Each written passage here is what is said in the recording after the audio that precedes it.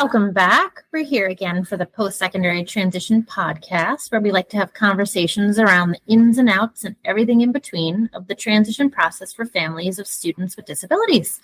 I'm one of the hosts. My name is Megan Smallwood, and I'm a public school transition coordinator. And with me is...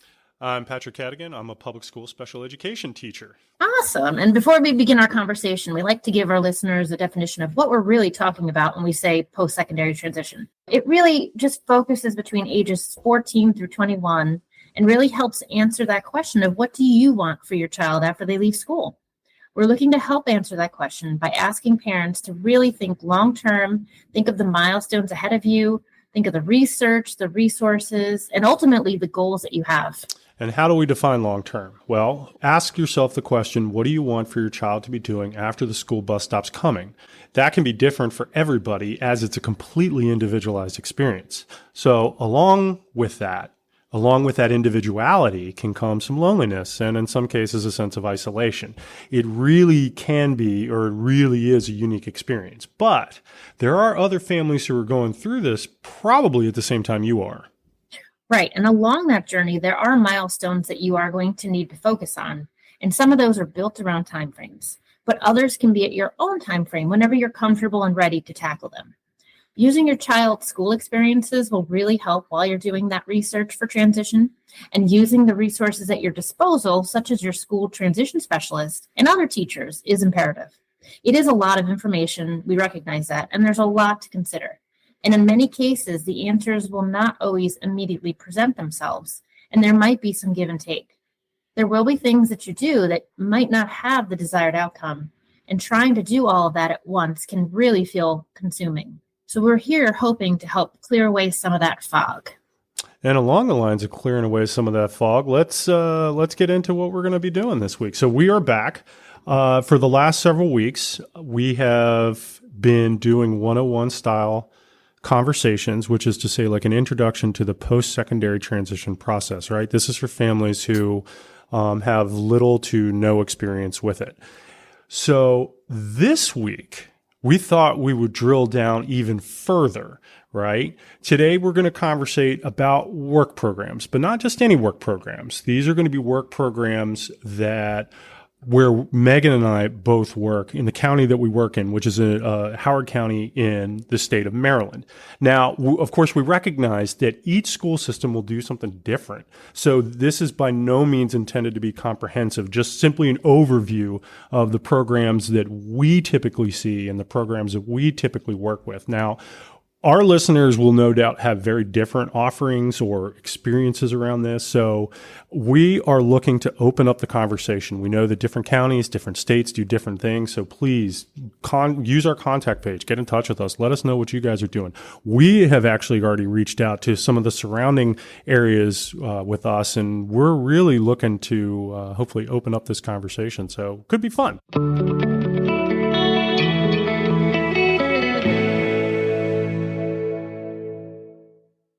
So, with that being said, Megan has way more experience with this stuff than I do. So I'm going to go ahead and when I say that I am the surrogate in this conversation, this time it's really, really true because I really do not have a whole lot of experience with this. So, Megan, as always, why don't we start at the beginning in the sense that when we say school-based work programs, if you were going to give a definition to that, what would that definition be for families?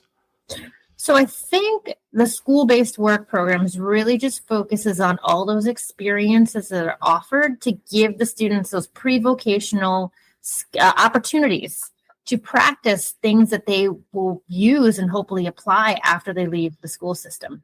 And kind of tagging along with what you were saying, although this is specific to our county, I think that hopefully the things that we talk about can really help you brainstorm even further to situations that might work for your own child, whether it be now or after 21. Like we've had discussions about self-directed services. I think a lot of these things can really help you think out of the box and, hey, maybe I could help, get that in place for my child. So just to keep that in mind. So let's start the conversation. Let's drill down. Where does it all begin with work opportunities? So usually it begins freshman year in our high schools. And even before that, I should say in the middle school, depending on the school, depending on the student, there might be opportunities within building. But in high school, we like to get those freshmen and, underclassmen really used to some of those basic pre-vocational skills in the school building that they can, build off of. And we try to give them different jobs to see where their strengths and their weaknesses really lie, along with what they like and they don't like. And because it's just good data overall to start planning for the future. I know in the schools I've been, we have quite the variety of in-school work examples and situations, but some, to name a few, could be laminating, shredding. That's a huge one. We've sharpened pencils for the testing administrator when they have, the PSAT coming up and other tests in the spring. And a lot of times it'll come down to us putting this out to the school staff, asking, hey, who's got a need? What can we help you with? And really collaborating with the teachers to come up with how we can help them best. We will help in the front office with some of their tasks, such as delivering mail to different teachers around the building. We will fill the copy machines with paper. The secretaries love that because they don't have to run around the building then. That's something we can do. We have changed bulletin boards around the building for the seasons and holidays. We have a connection with our food and nutrition teacher, and we will often wash the towels for her after they've done some of their cooking and fold them for her. Die cutting to go along with those bulletin boards. And then in our school, we've done a monthly snack cart, which I know is popular amongst all of the schools in our school system, whether it be a snack cart or a coffee cart.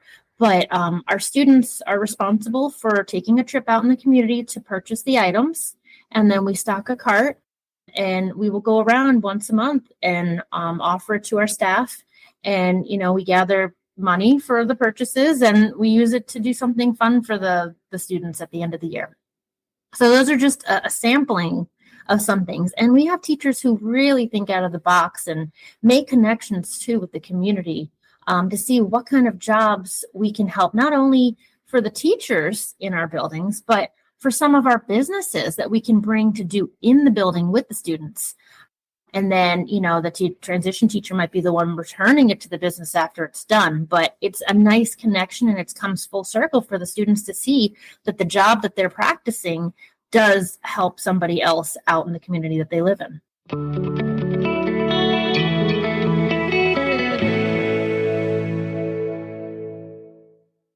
Now, one thing, as I'm hearing you talk about all of this, Megan, and I wanted to be a little bit more specific in this case. Now, as I'm hearing about some of these activities, right, these schoolwork examples, laminating, shredding, working in the front office. Now, are we talking? Is this going to be our diploma-bound students who are doing these activities, or are these going to be more like our non-traditional students, our students who are not going to be receiving a high school diploma, or is it both? I want to be able to frame the conversation around that, because just so I can understand in my own brain, what's the difference between the two?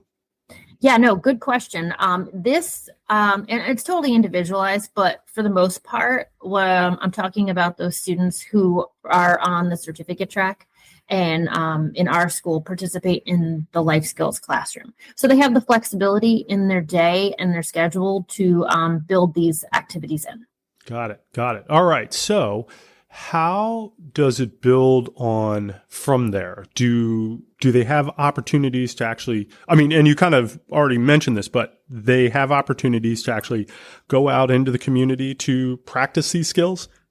Oh, yeah. So again, talking about those students on the certificate track, and I know I mentioned this about our snack cart, we do a lot of the community-based instruction trips to tie back to those vocational skills and also tie to those career clusters that we like to have lessons on. But we will take them out to places in the community, such as the store. We went to BJ's when we were shopping for our coffee cart. We also have gone to the MVA in order to help the students get their ID cards. And that was a very, functional trip because we wanted to make sure that they had that. And a lot of them have objectives on their IEP about, producing their ID to someone when asked. So that was a great experience. We've done travel training and have them practice using the transit system in Howard County. And then, following along on the app to follow the route for the train, and just a variety. And again, it depends on the school. It depends on the group of students, but there's just so many opportunities that we try to get them out in the community as much as we can. But on the vocational side, there is a program for our students on the certificate track called Career and Community Exploration, or CCE, where students go and work in small groups under the supervision of a teacher and a paraeducator. Typically, we start this conversation around sophomore year for students, and we like the students to be either 16 years old or a junior in high school when they begin. Again, it's totally individualized. It comes down to the IEP team decision about what's best and what the schedule works for the student. But it gives the students an opportunity to explore a variety of careers and workplaces, and really see them in real life. So we have quite a plethora of businesses in the community that they can volunteer at, including the grocery store, a warehouse. They have opportunities that involve horticulture, animal care, farms. There's just so many to name, but we try to match their experiences with what the interests that we've seen and the strengths that they've shown us from their in-school opportunities, and really putting them in those situations give us that hard evidence to tell parents, hey, they really liked working with animals. That's definitely something that you might want to consider down the road.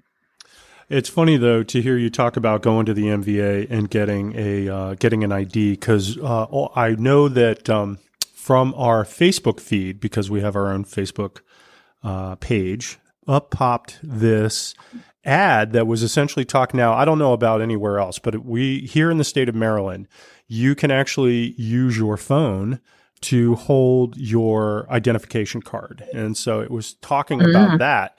And they were saying, and you could, not only can you do it from your phone, but if, by default, then you can also do it from your watch. So they were saying that, yeah. So I thought that was really interesting. Very cool.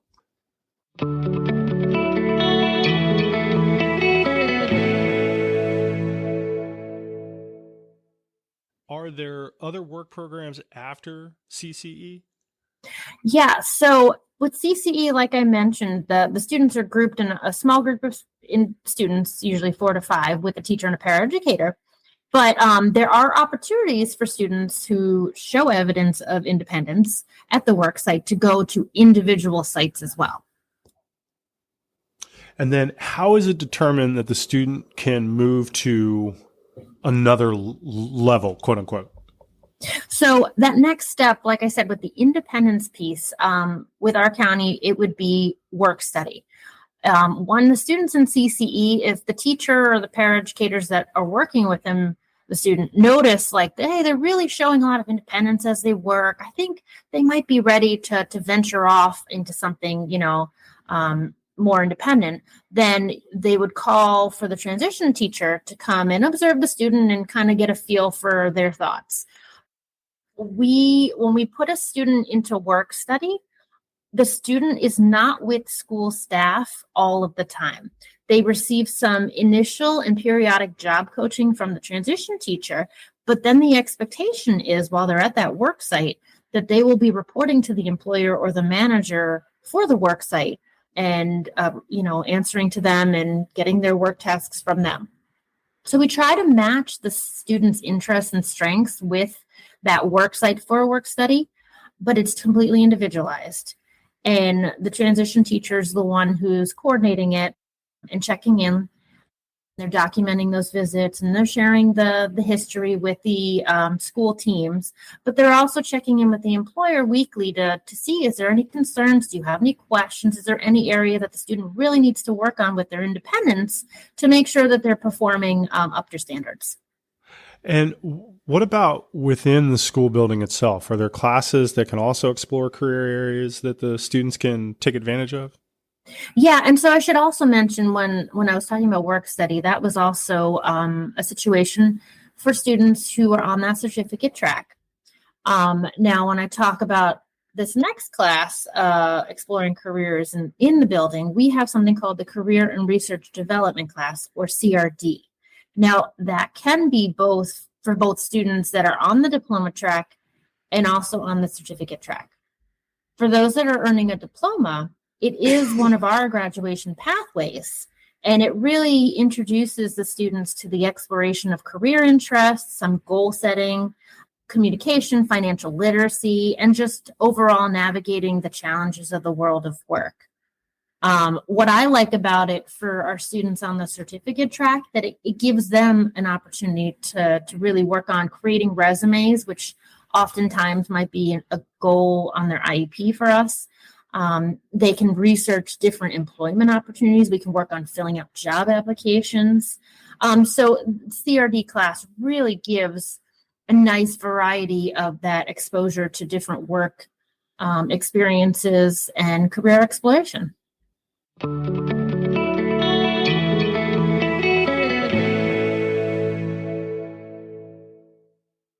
So aside from CRD, within our county, we also offer some career academies, and it offers our high school students with similar interests a unique opportunity to really prepare for college and entry-level employment in certain career areas. These are for our students with diplomas, but again, individualized basis, a discussion with the IEP team for a student who might be interested and is on the certificate track. We have had students participate in it before, but there needs to be a discussion about, why it would be a good fit. Our Career Academy programs are designed to really prepare those high school students for the college and career readiness and to basically meet the demands of the 21st century global economy. We have ever-growing list of career academies, but to name a few, we've got aerospace engineering, animation and interactive media. That's really popular. There's architecture, construction, automotive technology, cybersecurity, graphic design, HVAC, and the health professions. So, when I meet with students and they express an interest, let's say in nursing, automatically from freshman year, I'm trying to give them information on sessions about our Career Academy so that they are aware of them from, day one, and they can talk with their guidance counselor about the possibility of fitting it in their schedule as they become an upperclassman. So it's really good opportunities for these students to get a feel for it before they actually leave us and go out into college or the work world. So, and then that would then make me think next about, do we have apprenticeships? Yes. Okay. Again, also ever growing. And these are our students on the diploma track.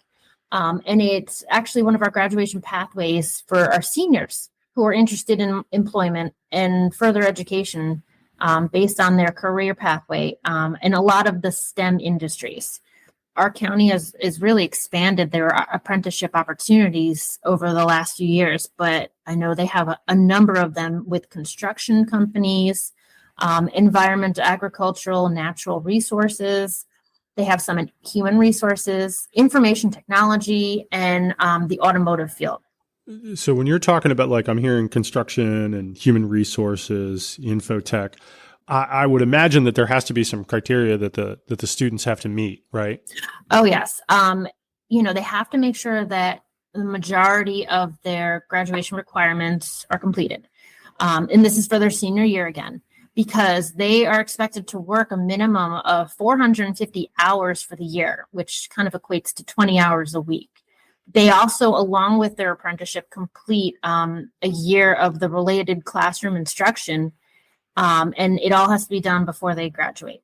They are expected to adhere to the employer's policies because they're working for an employer. And I went to a session back in the fall where they were celebrating some of our students in the apprenticeship, and the employer was just so excited to have them there, and just couldn't be more thrilled than the progress they've made. And ultimately, they would like to hire them when they graduate. So they're basically training these students to be their new employees. So it's a win-win for everybody. And they also, one of the biggest things, at least for our county, is because the students are reporting directly to the employer, and it could be at different hours of the day. They could be working early, they could be working, in the afternoon after classes. Our students are expected to provide their own transportation. What about for our friends who are on the certificate track? What if they're showing like independence in the work that they are doing? Are there other opportunities that they can explore also? Right. So we are not leaving our certificate students out at all. There are opportunities for those who have shown independence, have maybe gone through work study. Again, totally individualized. There are so many different pathways that can be done by our students. But let's say students been in work study and shown independence.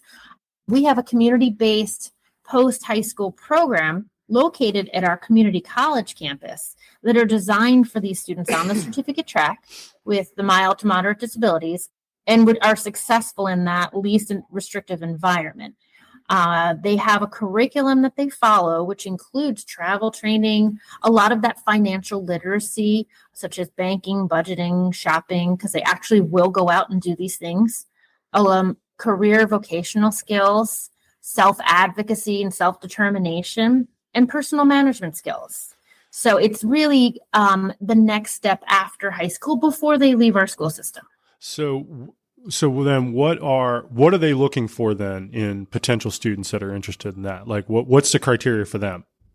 So these are the last years of public school. So we like to have our students on the certificate track at least have 4 years in their high school. And then I find it important as a transition teacher to kind of back map with parents from the exit year to see when it would best align with their schedule. But we typically would say the last couple years, if at the very most. Megan, real quick now, because when you say back map, what do you mean when you say back map? So I like to sit with parents and let's look at the exit year. Let's say a student's exit year is 2027. That's when they're leaving the school system because the student is 21 years old. I like to back map by the school years with the students. So the school year of 2026 to 2027, what will that student be doing? What program do you want him? What's your goal? I have a student, for example, who we talked about Project Search. We would like for him to go to Project Search. So that would be his last year of school, and I'll get to what Project Search is. That is our goal for the last year. So before that, he's got to show independence. So we envision community connections. Before that, we envision work study. Before that, we envision CCE. So it's just mapping out from the years to see when it would fit in his schedule and where we are now and when he needs to start really getting involved in that community experience and the work programs. So it's like a logical progression forward, so to speak. Yes, and it just helps put the big picture in perspective. Because, 2027 might sound so far away, but in reality, when you actually put it on paper to see all these programs and how it aligns, it sneaks up on you. So, of course, I heard you mention Project Search, and I know that you were going to talk about that. But Project Search, that is not unique to our county, right? It's not. I know that there are other counties in Maryland and other counties in the country that have it too. So what is Project Search? So Project Search is a partnership, at least in our county, with the government, with our school system, with the ARC, with the Autism Society, and with DOORS, the Division of Rehabilitation Services. This is not specific to our students on the certificate track. We have had students who earned a diploma also participate in Project Search. It is just that last year before a student leaves the school system or exits, and that's when they would be eligible for it. In our program, they have to be eligible for both DDA and DOORS at the vocational rehabilitation or VR service level.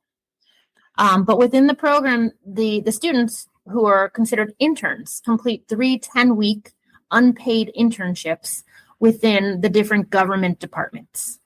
The goal of the program is competitive integrated employment. So compared to, let's say, community connections, the expectation is that these students are working longer hours for the day.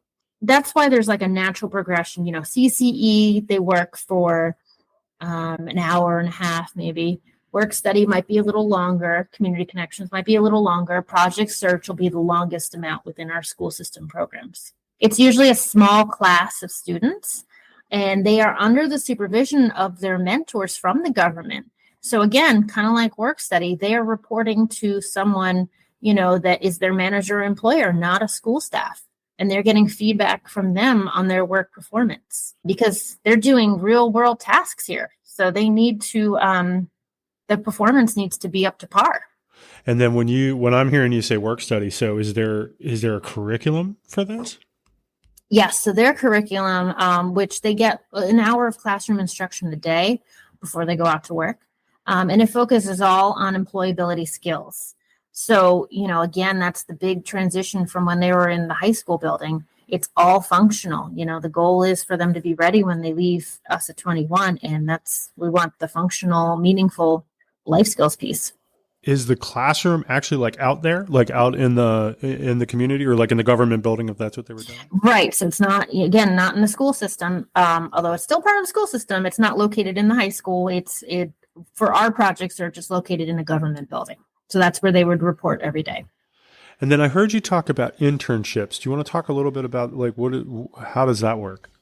Yeah. So again, longer amounts of work time. So with our project search, they're expected to work at least 4 hours a day, and they're working on marketable, transferable skills. So they get those 3 different internships. So they might have one in administrative or clerical tasks. Another one could be building or groundskeeping. We have custodial tasks. I know we have students who work in a daycare. So there's a whole slew of different opportunities. And then do these participants, do they have a job coach or something like that? So the job coach will consult with their mentors, kind of like how the transition teacher was. They're just checking in on them, giving some expertise to the mentors from the government about the accommodations that they might need or adaptations, and just providing any of the on-the-job coaching with areas that might need a little extra help. I have a sneaking suspicion that there's probably going to be a whole bunch of links in our show notes to all of this information. Probably, huh?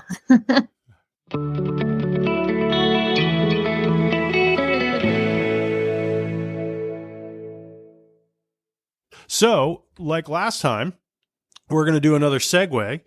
We're going to go into, well, that's helpful. And that is a resource that we have found that either has been recommended to us or that we want to recommend out that we think that families will find useful. Last week, I gave out my recommendation. Megan, this week it's you. What do you got for us? Awesome. Well, this resource, we've actually had workshops with them, and they've been super helpful. The Parents' Place of Maryland, and their website is www.ppmd.org. They cover a whole bunch of different areas, but specifically for transition, they have a variety of topics, resources for the transition topic. If you go to their website under their resources tab, and on the side they have where you can check transition, you'll see a large number of documents, both in English and in Spanish. So they provided webinars and fact sheets for a variety of transition topics such as SSI, supported decision-making, youth and employment, self-directed services, Think College, and healthcare transition, which was a workshop that they had provided for us for a few years too. So I definitely recommend checking out the Parents' Place of Maryland. And as usual, there is going to be a link in our show notes to that resource. Well, and I think that that'll bring the current conversation that we're going to have to an end. Let me think. What do we have on the books for our next episode? If all things work out, we're doing an interview, aren't we? Yes, I'm excited for that one. We're going to talk with a local company called Barrier Free. We reached out to them. We recently were at the Carroll County Transition Resource Fair, and we hooked up with them, and we had a nice conversation with them, and they were willing to come on and discuss with us who they are and what they do. And it's just such a neat program. And I'm really looking forward to that discussion. But before we do have that discussion, please follow the information from this and other conversations that we've had in our show notes. Chock full of resources, chock full of information, chock full of links. They're all there. Next, like, follow, and share out our podcast so that other families can benefit from all the conversations that we're having. In addition to that, you can check out our YouTube channel. We have videos of all the conversations that we've had up until this point, including doing some of the legwork for you guys by curating videos of topics that revolve around the transition process. So we have videos on guardianship, alternatives to guardianship, able accounts, and lots more. And we're continuing to add as we find videos. And eventually we're going to get around to doing some more of our own and, keeping them a little bit more unique. But for right now. So finally, check out our website, which is chock full of information around the transition process. You can also find our contact information there. So please go to www.postsecondarytransition.com. Check out the site, check out the resources that we have available for you. And if there's something that you're not seeing, reach out, let us know, and we will work like heck to get it out there. All right. Another one in the bag, Miss Megan. Good deal. Awesome. Good All right. So I'm looking forward to that next interview. But until we get there, we will see everyone later. All right. Thanks, everyone.